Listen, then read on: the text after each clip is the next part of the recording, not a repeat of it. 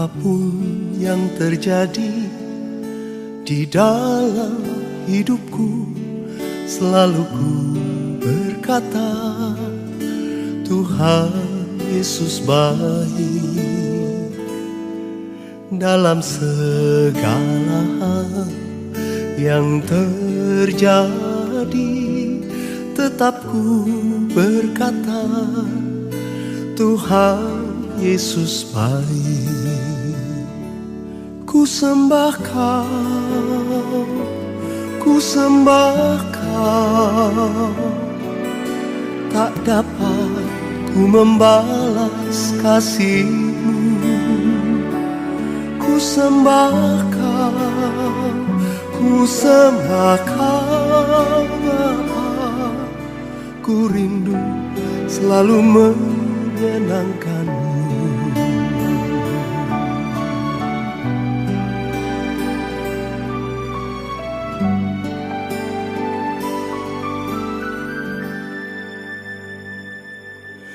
Apapun yang terjadi di dalam hidupku, selalu ku berkata, Tuhan Yesus baik. Dalam segala hal yang terjadi, tetap ku berkata, Tuhan Yesus baik. Ku sembah Kau, ku sembah Kau. Tak dapat ku membalas kasih-Mu. Ku sembah Kau, ku sembah Kau Bapa. Ku rindu selalu menyenangkan-Mu.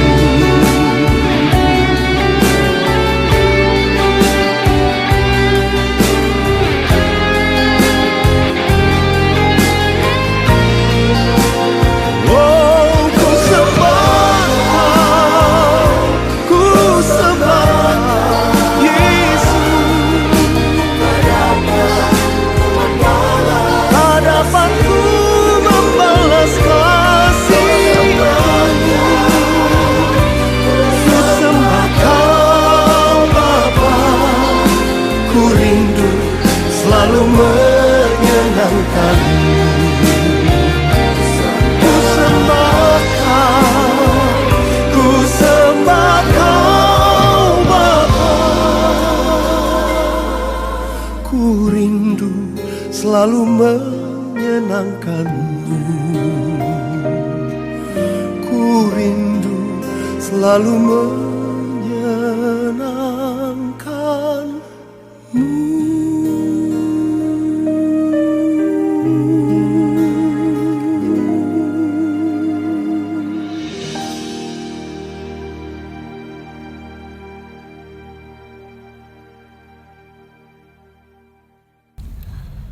Puji Tuhan, selamat pagi, Shalom, Bapak Ibu Saudara yang dikasihi Tuhan Yesus. Hari ini kita kembali dalam kebaktian online, dan mari kita siapkan hati kita untuk kita bersama-sama mendengar firman Tuhan. Dan sebelumnya, mari kita akan masuk dalam doa. Bapa di surga, terima kasih untuk kesempatan yang sangat indah. Kami boleh kembali beribadah kepada Tuhan pada pagi hari ini, menyerahkan hati dan hidup kami untuk ditaburi oleh benih firman Tuhan.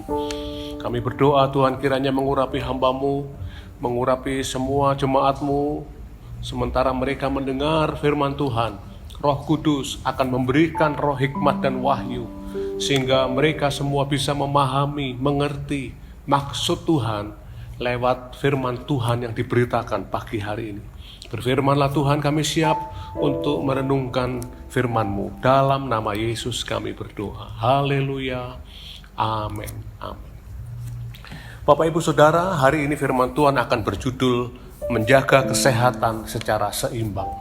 Saya akan bacakan firman dalam 1 Tesalonika pasal yang ke-5, ayat yang ke-23. Demikianlah firman Tuhan berbunyi, semoga Allah damai sejahtera menguduskan kamu seluruhnya, dan semoga roh, jiwa, dan tubuhmu terpelihara sempurna dengan tak bercacat pada kedatangan Yesus Kristus Tuhan kita.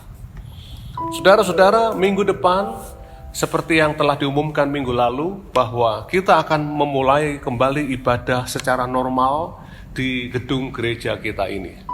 Dan ibadah normal dengan cara new normal, ya. Ada beberapa kenormalan baru yang harus dilakukan.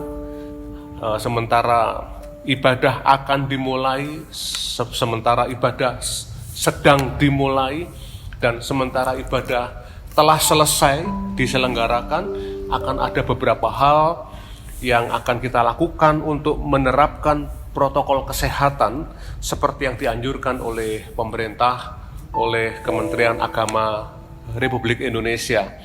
Nah, saudara-saudara, kita harus segera memulai kebaktian ini secara normal di gereja, karena tidak mungkin kita akan terus-menerus beribadah secara online. Hal ini sama seperti tidak mungkin rakyat ini terus-menerus akan dikurung terus dalam rumah, di lockdown terus dalam rumah demi memutuskan penularan corona virus ini, saudara-saudara. Tidak mungkin rakyat disuruh untuk tidak beraktivitas terus, tinggal di rumah, makan, minum, tidur, saudara-saudara. Dan beberapa orang melihat dampaknya hari-hari ini banyak orang yang kemudian berat badannya bertambah, ya. Jadi saya melihat beberapa orang jadi tambah gemuk, agak tambun-tambun begitu, saudara-saudara, ya. Nah, saudara-saudara, dan kalau mereka dikurung terus, tidak bekerja, tidak produktivitas, tidak ada aktivitas, ada banyak masalah. Dan bukan hanya masalah dalam kesehatan, masalah dalam keluarga, tapi juga masalah ekonomi secara global, secara nasional. Saudara-saudara, kita melihat PHK terjadi di mana-mana. Kita juga melihat penurunan income atau keuangan yang masuk untuk keluarga-keluarga, toko-toko, dan banyak sektor pekerjaan yang lain, saudara-saudara. Dan akibatnya adalah ekonomi akan runtuh kalau terus-menerus dibuat seperti ini. Dan ketika ekonomi runtuh, maka itu akan berdampak luar biasa untuk hal-hal yang lain. Ya, sedangkan virus corona ini kita masih belum tahu kapan vaksinnya ditemukan, kapan akan berakhir. Saudara-saudara, maka tepat sekali apa yang dikatakan oleh Presiden kita Jokowi, bahwa kita harus berdamai dengan virus corona. Saya sangat setuju dengan pernyataan beliau. Kita harus berdamai dengan virus corona. Artinya adalah kita harus menerima satu fakta, virus ini belum hilang. Virus ini ada beberapa pakar yang berkata tidak bisa hilang, akan terus ada di sekitar umat manusia. Sehingga kita harus kembali beraktivitas, bekerja, menjalankan tugas kita sambil kita berjaga-jaga, saudara-saudara. Termasuk ketika kita harus juga mulai beribadah, tapi beribadah sambil berjaga-jaga. Saya teringat seperti yang dilakukan oleh Nehemia, saudara-saudara, yaitu ketika Nehemia membangun tembok Yerusalem, maka satu tangan untuk menata bata supaya tembok itu makin tinggi, dan tangan yang lain memegang pedang sambil bekerja, sambil berjaga-jaga. Nah, saudara-saudara, jadi kita akan memulai ibadah ini dengan segera, dan minggu depan kita akan mulai ibadah ini. Mengapa kita harus mulai? Karena firman Tuhan berkata bahwa di dalam ibadah itu ada persekutuan. Ada persekutuan dengan Tuhan, ada persekutuan dengan sesama kita, saudara-saudara kita seiman, saudara-saudara. Dan dalam ibadah itu seperti dikatakan dalam Matius 18 ayat yang ke-20, Tuhan Yesus pernah berkata, di mana 2 atau 3 orang berkumpul dalam namaku, aku ada di tengah-tengah mereka, aku hadir. Dan ketika ibadah dilaksanakan, saudara, kita bisa merasakan kehadiran Tuhan. Kita bisa merasakan lawatan Roh Kudus, jamahan kasih Tuhan. Dan ada persekutuan, saudara-saudara. Persekutuan yang dimaksud adalah perjumpaan kita dengan saudara-saudara seiman, yang itu berdampak pada kita bisa saling menguatkan, saling mendoakan, saling mendorong, saling menasehati dalam kasih, dan lain sebagainya. Saudara-saudara, di samping itu, ibadah itu juga adalah perintah Tuhan. Sebab dalam Ibrani 10 ayat 25 dikatakan, janganlah engkau meninggalkan pertemuan-pertemuan ibadah. Dan kita harus hadir dalam pertemuan ibadah sebagai bentuk ucapan syukur kita kepada Allah, kepada Tuhan yang telah menebus kita dari segala dosa kita, yang mengampuni kejahatan dan pelanggaran kita di masa lalu. Bahkan Paulus berkata bahwa agunglah rahasia ibadah kita. Mengapa? Karena kita bisa masuk dalam ibadah itu dan menikmati kehadiran Tuhan. Pintu untuk masuk dalam ibadah itu adalah salib Yesus. Karena Yesus sudah mati di atas kayu salib, maka tirai itu terbelah menjadi dua dari atas ke bawah dalam bait Allah yang memisahkan antara ruang kudus dengan ruang maha kudus. Maka setiap orang bisa masuk ke dalam ruang maha kudus, dalam arti bisa merasakan kehadiran Tuhan. Saudara-saudara, dan itu dibuka oleh salib Yesus. Ketika Yesus mati di atas kayu salib, maka tirai itu terbelah menjadi dua. Itu adalah rahasia ibadah kita. Karena itu Paulus berkata, agunglah rahasia ibadah kita. Nah, saudara-saudara, kalau kita kembali ke bacaan kita pada pagi hari ini, Paulus berkata bahwa semoga Allah damai sejahtera menguduskan kamu seluruhnya, dan semoga roh, jiwa, dan tubuhmu terpelihara sempurna dengan tak bercacat pada kedatangan Yesus Kristus Tuhan kita.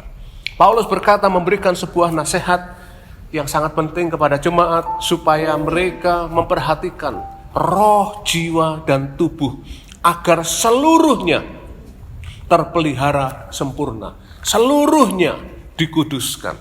Saudara-saudara, lewat ayat ini kita kemudian bisa tahu bahwa seperti yang Paulus katakan, manusia terdiri dari 3 bagian, 3 unsur, yaitu roh, jiwa, dan tubuh. Yang dalam dunia teologi, saudara, itu istilah dikenal dengan istilah trichotomi. Ya, manusia terdiri dari 3 unsur, 3 bagian, roh, jiwa, dan tubuh.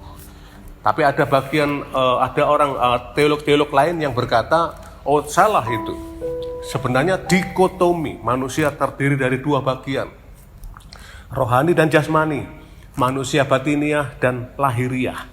Saudara-saudara, saya tidak pentingkan itu bagi saya bukan sesuatu yang terlalu prinsip. Saudara-saudara, yang terpenting adalah bagaimana kita bisa menjaga hidup kita benar dan berkenan di hadapan Tuhan. Namun kita akan melihat apa yang dikatakan oleh Rasul Paulus dalam ayat ini, yaitu semoga Allah damai sejahtera menguduskan kamu seluruhnya, seutuhnya, tidak tertinggal satupun, yaitu apa? Roh, jiwa, dan tubuhmu yang harus terpelihara sempurna. Saudara-saudara, dan kalau hari ini kita berbicara mengenai kesehatan, maka kita akan berbicara mengenai kesehatan yang seimbang untuk roh, jiwa, dan tubuh kita. Artinya, saudara-saudara, ketiga hal ini adalah 3 hal yang harus kita perhatikan kesehatannya. Jangan kita hanya memperhatikan tubuh kita saja, saudara-saudara, sedangkan jiwa kita, roh kita tidak kita perhatikan sehingga tidak sehat. Atau kita hanya perhatikan tubuh kita saja dan jiwa kita saja, roh kita biarkan, kita abaikan begitu rupa. Saudara, jangan sampai itu terjadi. Paulus katakan seluruhnya, seutuhnya, roh, jiwa, dan tubuh. Dan Paulus katakan dimulai dari roh, kemudian jiwa, kemudian tubuh. Karena Paulus ingin mengatakan kepada jemaat bahwa roh adalah merupakan bagian yang sangat penting yang akan mempengaruhi jiwa, dan kemudian itu mempengaruhi tubuh. Namun dalam pembahasan firman Tuhan hari ini, saudara, saya akan bahas secara terbalik. Kita akan melihat kesehatan tubuh, kesehatan jiwa, dan kesehatan roh. Saudara-saudara, mari kita perhatikan firman Tuhan dengan sungguh-sungguh. Pertama-tama, yang harus kita perhatikan secara seimbang dalam kesehatan ini adalah kesehatan tubuh. Saudara, meskipun tubuh kita ini satu kali akan meninggalkan dunia ini dan kita kembali kepada Allah pencipta kita, tapi kita harus pelihara tubuh kita dengan baik. Mengapa? Sebab dalam 1 Korintus 6 ayat 19-20, Rasul Paulus berkata bahwa tubuh kita ini adalah bait Allah, rumah Allah. Saya bacakan ayat ini bagi saudara, 1 Korintus 6 ayat 19-20. Atau tidak tahukah kamu bahwa tubuhmu adalah bait Roh Kudus yang diam di dalam kamu, Roh Kudus yang kamu peroleh dari Allah, dan bahwa kamu bukan milik kamu sendiri, sebab kamu telah dibeli dan harganya telah lunas dibayar. Karena itu muliakanlah Allah dengan tubuhmu. Saudara-saudara, Paulus katakan tubuh kita ini adalah tempat kediaman Roh Kudus, tempat kediaman Allah. Sehingga kita harus menjaga kesehatan tubuh kita ini, karena dengan menjaga kesehatan tubuh kita itu berarti kita memuliakan Allah dengan tubuh kita. Saudara-saudara, di masa pandemi COVID-19 ini, kita harus memelihara kesehatan tubuh kita. Caranya bagaimana? Dengan mengikuti arahan pemerintah untuk mengikuti protokol kesehatan, saudara-saudara, agar kita tidak terpapar oleh virus COVID-19 ini. Caranya bagaimana, saudara-saudara? Yaitu dengan mengenakan COVID-19. Ya, kalau kita ingin selamat dari COVID-19, kenakan COVID-19 itu dalam diri kita. Maksudnya apa? Maksudnya adalah COVID-19 ini singkatan C, itu berarti cuci tangan dengan sabun dan air mengalir. Cuci tangan sesering mungkin, saudara-saudara. Dengan sabun, karena sabun adalah merupakan di dalamnya mengandung unsur-unsur yang bisa membunuh virus itu, saudara-saudara, dalam waktu 20 detik. Maka cuci tangan sesering mungkin, supaya kalau seandainya ada virus yang kita menempel di tangan kita, mungkin karena kita baru pegang uang atau kita baru pegang handle pintu dan lain sebagainya, itu kalau cuci tangan dengan air sabun itu bisa membunuh virus itu. C pertama adalah cuci tangan. Kemudian O itu berarti olahraga di bawah sinar matahari. Dianjurkan antara jam 8 pagi sampai jam 12 siang, saudara-saudara. Itu untuk meningkatkan daya imun kita sehingga kita bisa menjadi lebih sehat. V itu berarti vitamin C dan makanan bergizi.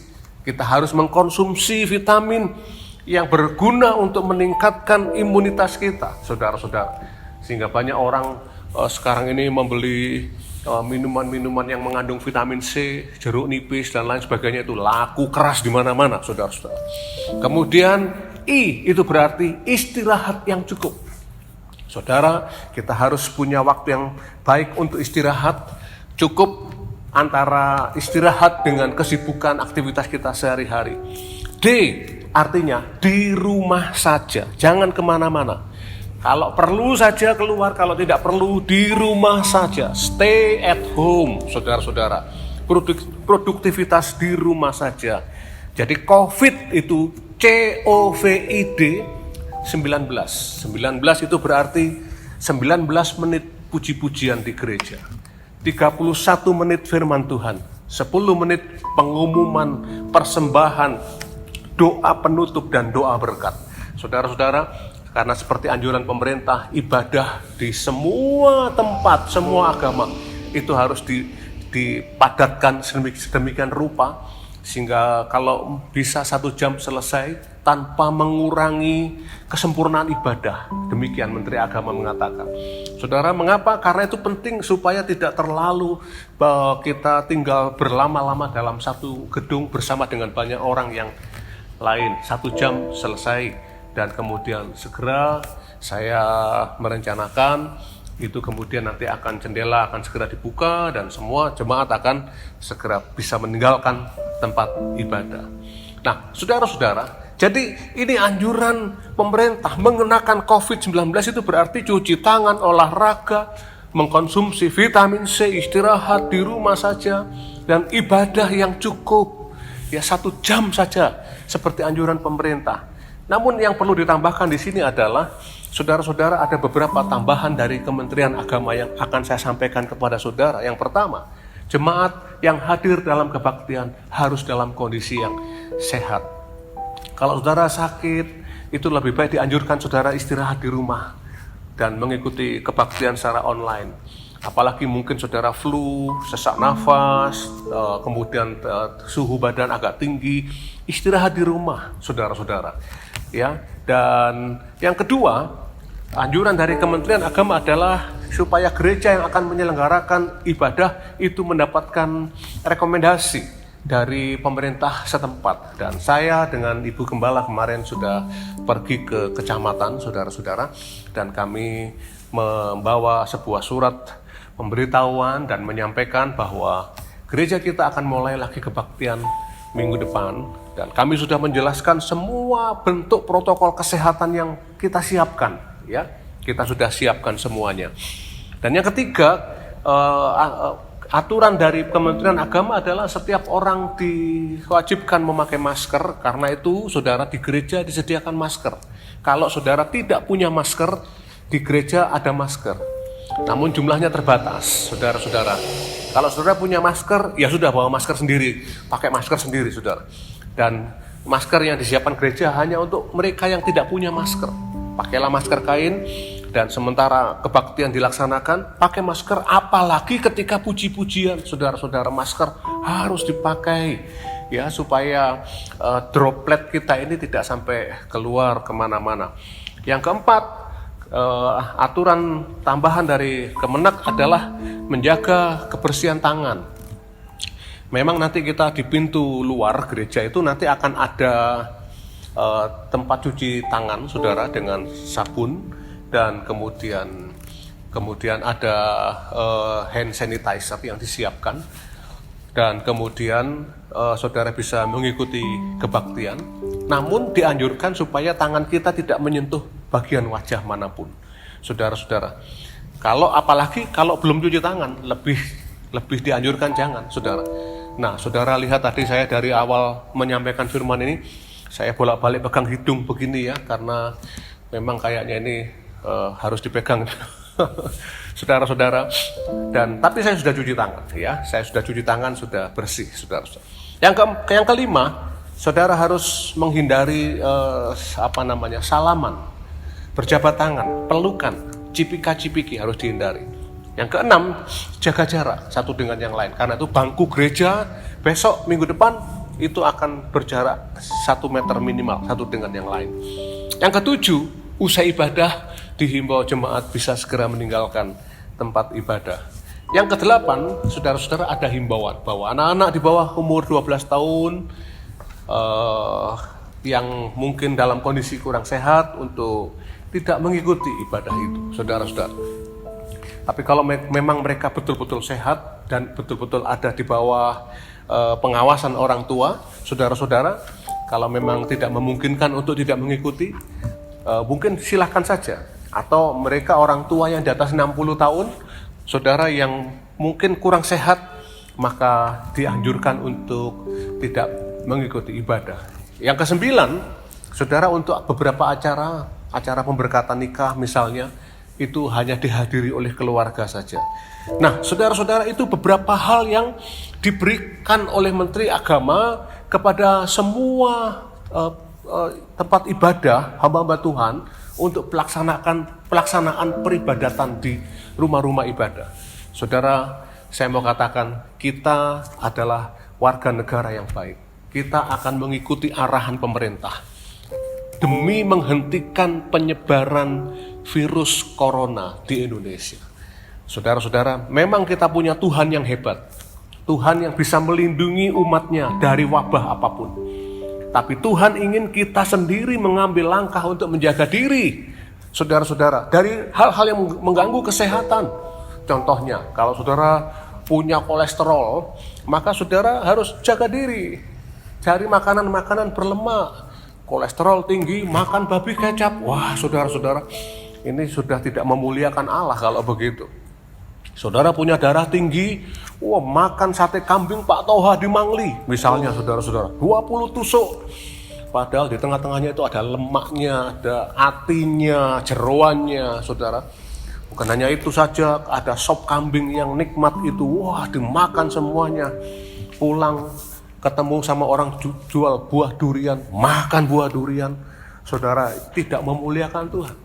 Ya, saudara punya diabetes, maka saudara harus menghindari yang manis-manis. Demikian juga dengan situasi sekarang ini, saudara. Kita harus mengikuti protokol kesehatan yang dianjurkan oleh pemerintah untuk ibadah kita. Jadi sekali lagi saya katakan, kita memang punya Tuhan yang hebat. Tapi kita harus menjaga diri kita sendiri. Tuhan memang mampu melindungi kita. Tapi kalau kita tidak menjaga diri kita sendiri, kita mencobai Tuhan. Seperti orang yang berkata, oh Tuhan melindungi saya, nyebrang jalan gak lihat-lihat, ya, ketabrak kendaraan yang lewat, saudara-saudara. Kita harus lihat-lihat dulu, supaya kita tidak mengalami musibah. Saudara, tanpa mengurangi rasa hormat saya kepada seorang hamba Tuhan di Amerika. Ada seorang hamba Tuhan di Amerika, jemaatnya luar biasa, banyak sebenarnya, saudara-saudara, ribuan orang. Sekali kebaktian itu biasanya dia punya bis untuk penjemputan itu sampai 18 sampai 20 bis yang menjemput jemaat-jemaat dari semua wilayah di sekitarnya untuk ibadah di situ, ya. Di media sosial dikatakan namanya pendeta Gerald Glenn, saudara-saudara. Dia berkata, Tuhan lebih hebat dari corona. Jangan takut, semua kebaktian seperti biasa. Mari kita beribadah. Tuhan hadir, Tuhan melindungi kita. Saudara, tidak lama setelah beliau mengatakan itu, beliau terpapar dengan virus corona dan akhirnya beliau meninggal gara-gara virus corona itu. Jadi Allah mau kita bertanggung jawab atas kesehatan tubuh yang Tuhan karuniakan kepada kita, saudara-saudara. Nah, jadi hal pertama, kesehatan yang kita jaga dengan baik adalah kesehatan tubuh. Yang kedua, kesehatan jiwa. Saudara, Rasul Yohanes berkata dalam 3 Yohanes pasal 1 ayat yang kedua, di sini dikatakan, saudaraku yang kekasih, aku berdoa, semoga engkau baik-baik dan sehat-sehat saja dalam segala sesuatu, sama seperti jiwamu baik-baik saja. Saudara-saudara, ada satu ungkapan dalam bahasa Latin, mens sana in corpore sano. Artinya, di dalam tubuh yang sehat ada jiwa yang sehat. Namun Alkitab mengatakan sebaliknya loh, saudara, ya. Kita harus tahu, firman Tuhan berkata, di dalam jiwa yang sehat akan ada tubuh yang sehat. Artinya, kesehatan tubuh kita ini dipengaruhi oleh kesehatan jiwa, saudara. Jiwa itu berbicara mengenai perasaan, pikiran, kehendak.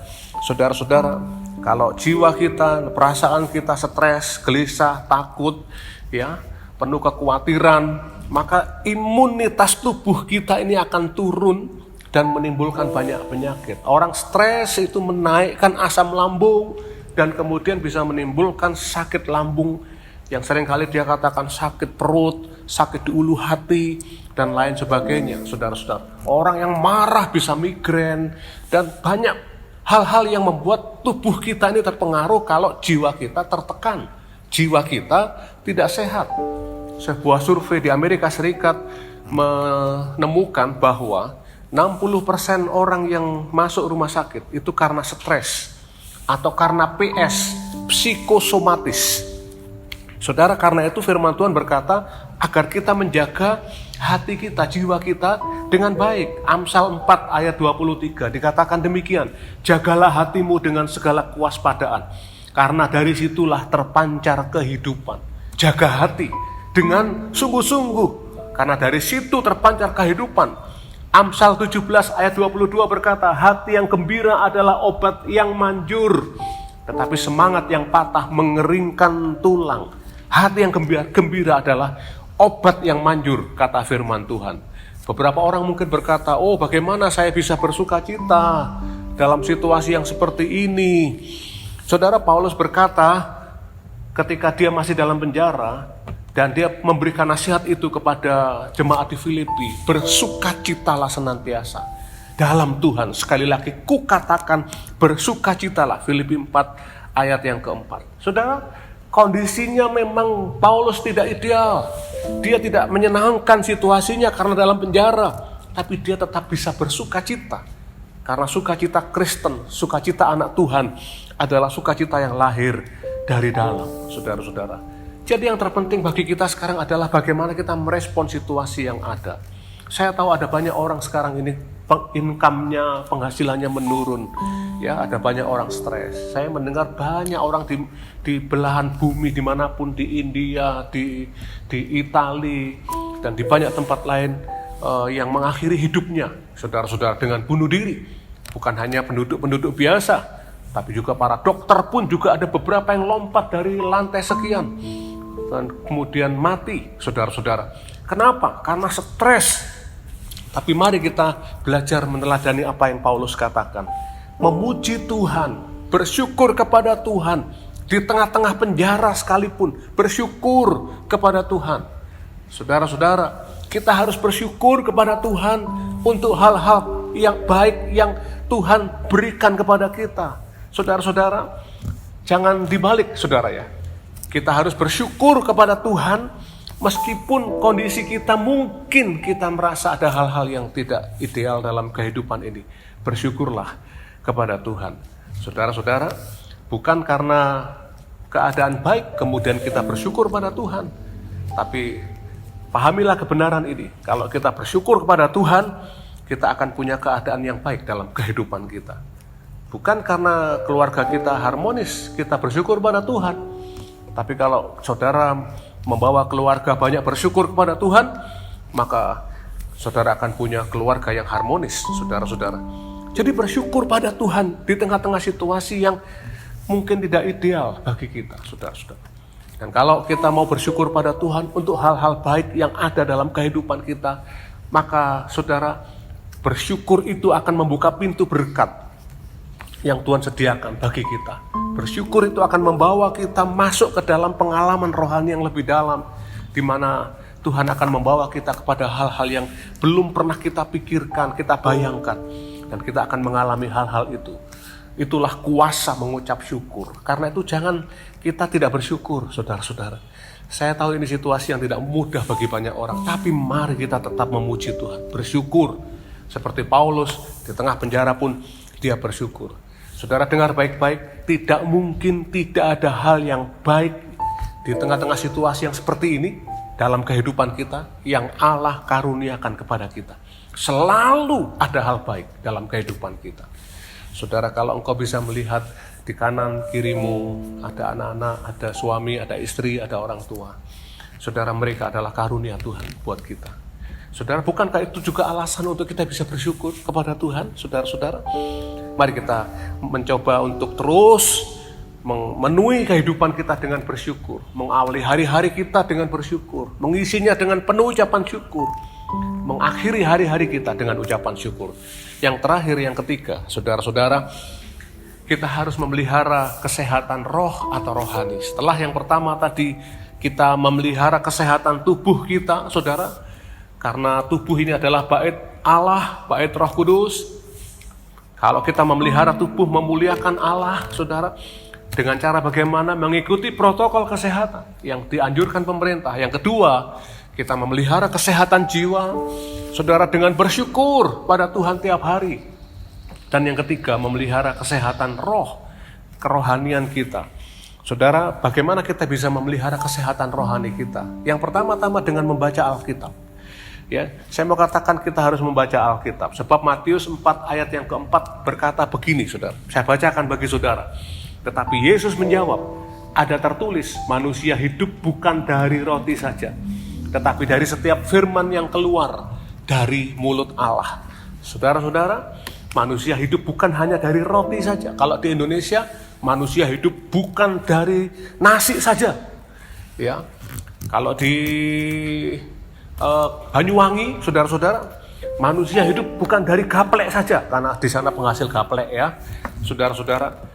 Kalau di desa-desa sekitar, manusia hidup bukan dari lontong saja, saudara, tapi dari setiap firman yang keluar dari mulut Allah.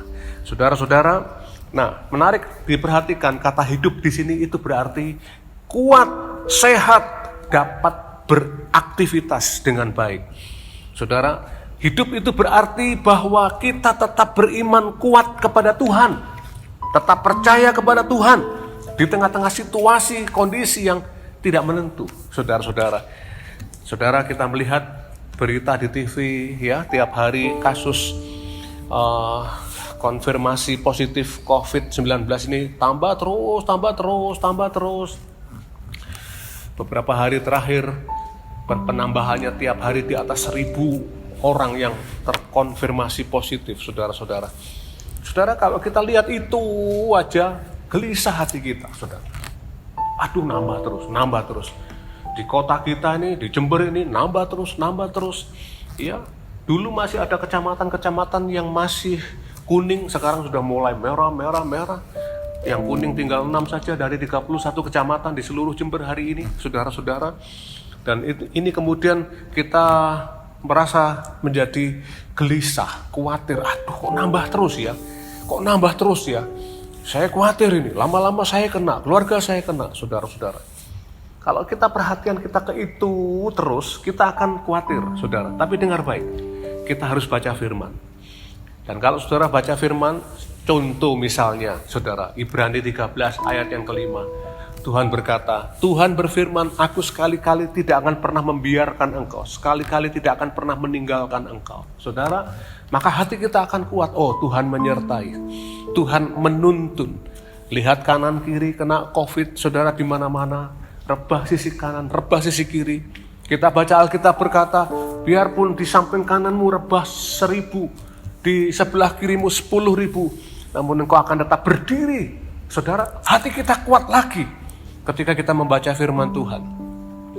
Jadi hidup itu berarti kita akan mempunyai iman yang kuat untuk terus mempercayai Allah di tengah-tengah gelora COVID yang melanda dunia hari-hari ini, saudara-saudara. Dan hidup itu juga berarti kita memiliki kekuatan Allah untuk menghadapi arus kehidupan dunia ini, saudara-saudara. Ya, ada kekuatan dari Allah untuk kita bisa menghadapi arus kehidupan dunia ini, saudara. Sebab firman Tuhan itu adalah roti hidup. Firman Tuhan itu adalah kekuatan yang dari surga yang Tuhan beri untuk kita kemudian menjadi sehat. Dan kemudian kita bisa berkata tidak. Ketika kita harus berkata tidak, kita harus berkata ya dan harus ketika itu harus kita katakan. Saudara-saudara, nah saudara-saudara, kita harus makan firman Tuhan tiap hari. Untuk makanan jasmani, saudara, kadang-kadang kita memang boleh puasa, ya. Kadang-kadang kita memang berpuasa. Tapi untuk makanan rohani, makan firman Tuhan, tidak pernah ada ceritanya di Alkitab, oh kita harus puasa, baca firman, tidak ada. Yang dikatakan adalah, berbahagialah yang merenungkan Taurat Tuhan, firman Tuhan, siang dan malam. Malah nggak boleh puasa, saudara-saudara. Saudara-saudara, jadi kesehatan roh atau rohani kita dengan baca Alkitab yang pertama. Kesehatan rohani yang kedua dengan mengambil waktu untuk menyembah Tuhan. Saudara-saudara, kalau kita menyembah Tuhan, hadirat Tuhan itu menghidupkan kita. Ketika kita menyembah Tuhan, kita bisa merasakan Tuhan dekat dengan kita. Saya selalu menasihatkan, awali. Cobalah kita menyanyi satu lagu, saudara-saudara. Ya, sebelum kita bersekutu atau sebelum kita berdoa kepada Tuhan, nyanyilah satu lagu. Ku menyembah dalam kudus hadirat-Mu, hampiri tahta kasih karunia-Mu Bapa, dan seterusnya, saudara. Kurnia berkata, ku yakin Kau hadir di sini, ku rasakan kuasa yang tak terbatas. Ku yakin Kau nyata di sini, kemenangan terjadi di sini. Saudara, ketika kita nyanyi, saudara ya, dan kemudian dilanjutkan dengan menyembah, saudara-saudara, maka itu seringkali membawa kita masuk lebih dalam hadirat Tuhan. Dan hadirat Tuhan itu adalah kekuatan. Hadirat Tuhan itu adalah kekuatan yang membuat kita bisa melawan keinginan daging. Saudara, sehingga dengan demikian kita tidak terpengaruh oleh kehidupan keduniawian ini. Seperti ikan di laut, kalau hidup maka dia tidak akan asin, saudara-saudara. Saudara menangkap ikan di laut, ikan apa saja, saudara bawa pulang hidup-hidup, digoreng, dimasak, saudara-saudara, tidak akan asin. Tapi kalau sudah mati di laut, dia tidak punya kehidupan, dia akan terpengaruh oleh lingkungan, keasinan air laut itu. Demikian juga kalau kita bisa merasa hadirat Tuhan, maka ada kekuatan kehidupan Allah dalam diri kita, membuat kita bisa melawan arus dunia ini, saudara-saudara. Dan kesehatan rohani yang ketiga itu berarti kita juga harus berdoa tiap hari, membawa dalam doa semua hal yang ada dalam kehidupan kita.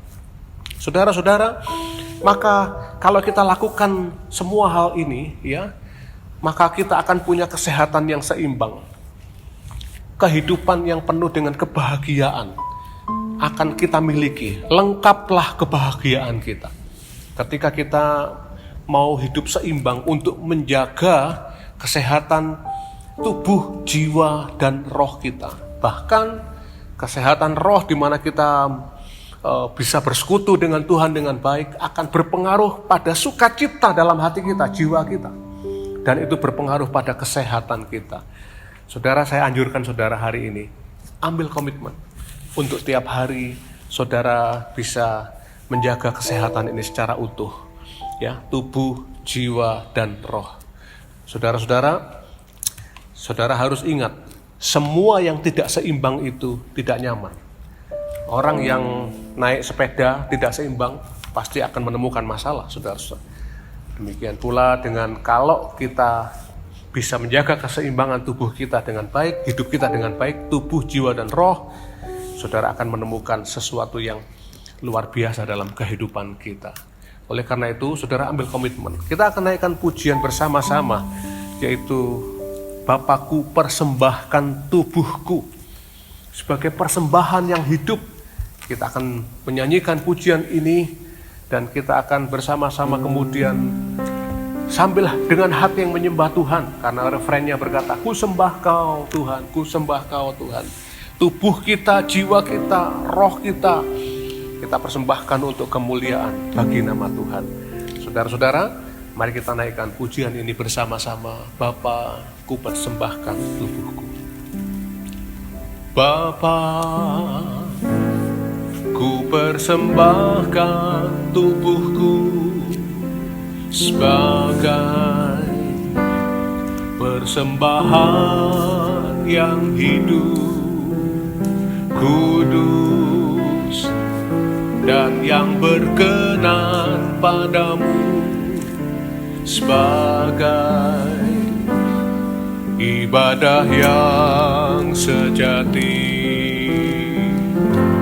Ku sembah kau Tuhan, ku sembah kau Tuhan, ku serahkan hidupku kepadamu untuk kemuliaan namamu. Saudara yang dikasihi Tuhan, mari kita tundukkan kepala, ambil waktu sejenak, kita merenungkan firman Tuhan. Hidup ini akan memuliakan Tuhan ketika kita merawat, menjaga apa yang Tuhan karuniakan kepada kita. Salah satunya adalah dengan menjaga dan merawat kesehatan tubuh, jiwa, dan roh kita secara seimbang. Kalau kita mengabaikan ketiga bagian itu, saudara-saudara, maka sudah jelas kita tidak memuliakan nama Tuhan. Karena itu marilah kita menjaga tubuh kita supaya kita sehat. Karena dengan tubuh yang sehat kita bisa persembahkan itu untuk melayani Tuhan, untuk berbuat sesuatu bagi kemuliaan nama Tuhan. Kita jaga jiwa kita supaya kita tetap berbahagia. Dengan kita penuhi hidup ini dengan ucapan syukur, mengawali hari kita dengan mengucap syukur, mengisi hari-hari kita dengan ucapan syukur, dan mengakhiri hari-hari kita dengan ucapan syukur. Dan kita harus menjaga kesehatan rohani kita. Saudara-saudara, bacalah Alkitab saudara setiap hari, renungkan. Saudaraku, sembahlah Tuhan dengan sungguh-sungguh. Karena menyembah Tuhan membuat saudara masuk dalam hadirat Tuhan.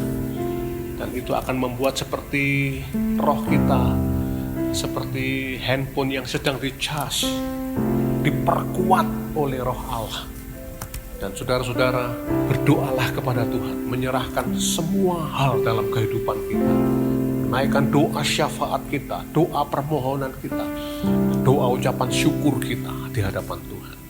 Saudara, dengan kita melakukan ini, hidup kita akan memuliakan nama Tuhan. Dan Tuhan dimuliakan lewat hidup kita dan keluarga kita. Mari angkat kembali pujian ini. Bapa, aku persembahkan tubuh. Bapa, ku persembahkan tubuhku sebagai persembahan yang hidup, kudus, dan yang berkenan padamu, sebagai ibadah yang sejati. Ku sembahkan Tuhan, ku sembahkan Tuhan, ku serahkan hidupku kepadamu untuk kemuliaan namamu. Ku sembahkan Tuhan, ku sembahkan Tuhan, ku serahkan hidupku kepadamu untuk kemuliaan namamu, untuk kemuliaan namamu, untuk kemuliaan namamu. Haleluya, haleluya, haleluya. Kami menyembahmu Yesus. Terima kasih Engkau Allah yang baik. Terima kasih buat kasih karuniamu. Kami bersyukur. Terima kasih Tuhan. Kami menyembahmu Yesus. Haleluya, haleluya.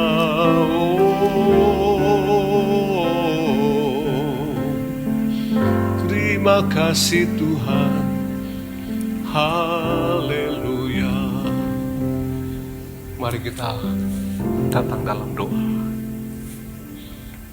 Bapa, terima kasih buat firman-Mu yang telah kami terima, kami dengar. Apa yang telah kami renungkan dari firman Tuhan pada pagi hari ini, biarlah semua termeterai dalam hati dan roh kami Tuhan. Hamba-Mu meskipun telah berhenti berkata-kata, kiranya Roh Kudus akan terus menggemakan suara firman ini dalam hati kami, supaya setiap hari kami punya hidup yang memuliakan nama Tuhan, dengan menjaga secara seimbang kesehatan yang Tuhan karuniakan kepada kami, yaitu tubuh, jiwa, dan roh kami.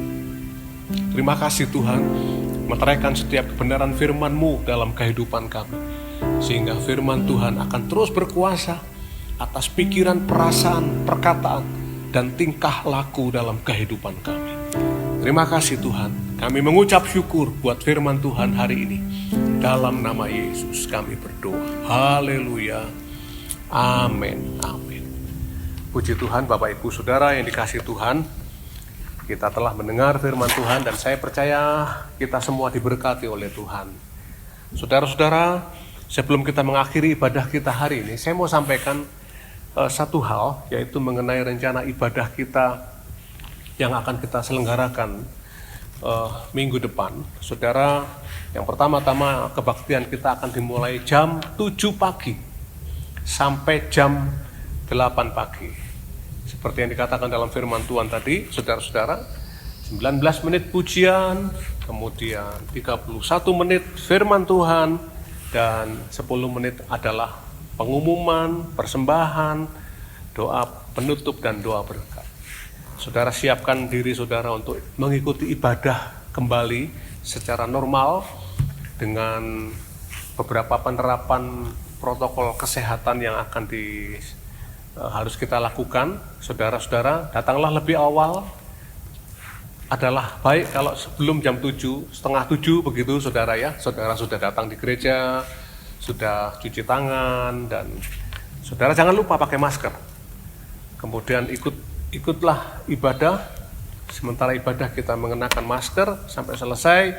Dan saya rindu minggu depan menjadi ibadah yang disertai dengan protokol kesehatan dan kita berjalan tidak kurang suatu apapun. Yang terpenting itu adalah kehadiran Tuhan di tengah-tengah kita. Karena itu saya menghimbau saudara doakan terus untuk ibadah-ibadah kita supaya Allah melawat kita dan menjamah kita semuanya. Puji Tuhan, saudara, kita akan akhiri ibadah kita hari ini dan kita akan naikkan pujian bersama-sama. Terima kasih Yesusku, terima kasih Yesusku. Terima kasih Yesusku, terima kasih Yesusku. Puji syukur hanya bagi Tuhanku. Terima kasih Yesusku, terima kasih Yesusku. Puji syukur hanya bagi Tuhanku. Puji syukur hanya bagi Tuhanku. Puji syukur hanya bagi Tuhanku.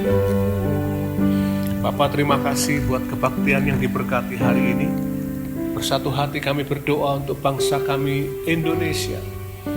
Lawatlah ya Tuhan, berkatilah.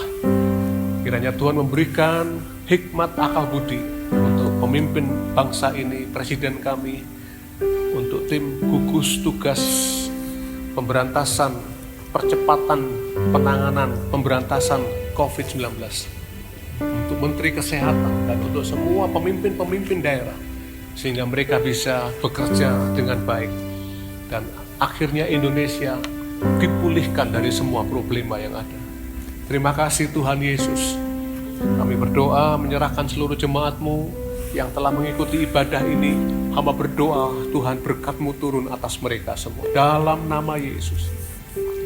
Apapun yang mereka kerjakan, biarlah Tuhan juga akan memberkati dalam situasi seperti sekarang ini. Kami percaya pemeliharaan Tuhan tidak pernah berhenti dalam kehidupan kami.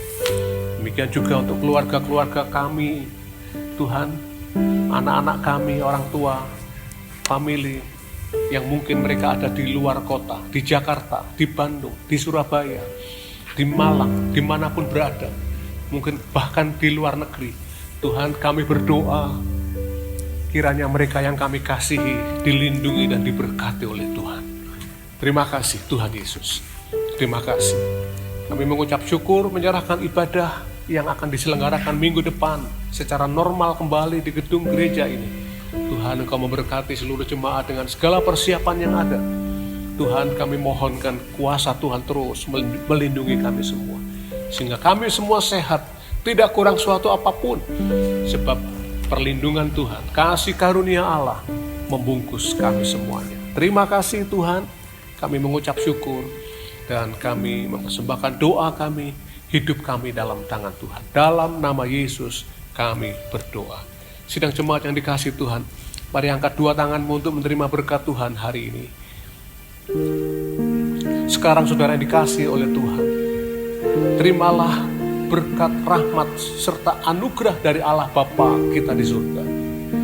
Kasih sayang Yesus Tuhan dan Juru Selamat kita, serta persekutuan dalam kuasa Roh Kudus. Kiranya karunia Allah ini turun dengan berlimpah-limpah atas semua saudara dan keluarga. Memberkati langkah-langkah kakimu saat engkau keluar atau masuk. Memberkati buah kandunganmu, memberkati tempat adonanmu, memberkati hewan ternak, dan memberkati apapun yang dibuat oleh tanganmu, pekerjaanmu. Diberkati Tuhan, dibuat berhasil oleh Tuhan untuk kemuliaan bagi nama Tuhan. Terima kasih Tuhan Yesus, kami mengucap syukur menerima segala berkat Tuhan pagi ini dalam nama Tuhan Yesus. Haleluya, haleluya. Yang percaya berkata amin. Puji Tuhan Bapak Ibu, saya percaya kita semua diberkati oleh Tuhan hari ini, dan persiapkan diri saudara untuk ibadah kita selanjutnya minggu depan. Mari kita hadir dengan hati yang penuh kerinduan, hati yang penuh sukacita untuk kita mencari wajah Tuhan. Kiranya Tuhan memberkati kita semuanya. Shalom.